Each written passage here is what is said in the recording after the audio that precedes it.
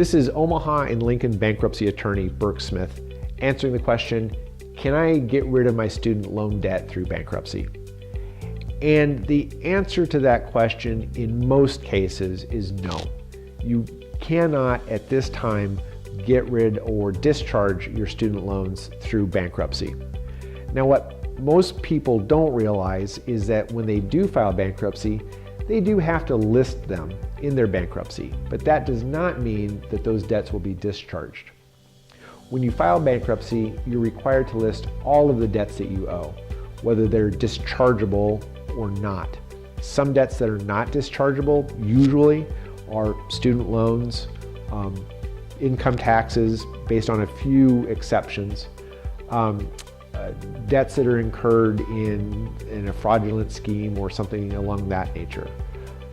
There are some limited exceptions to the rule regarding student loan debt, and in some, like I said, very narrow situations, those student loans can be discharged. Part of it has to deal with your current financial situation and whether it's even within the realm of possibility that you'll be able to pay those debts off because your financial situation is so poor. And a lot of people think, well, that covers me for sure.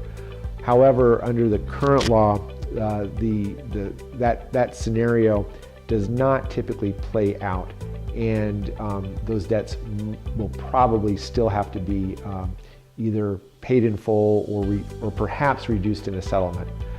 But for the most part, student loans cannot be discharged. That may change in the future depending on how Congress deals with that, because it is becoming a very, very serious issue, as anybody that pays attention to events knows.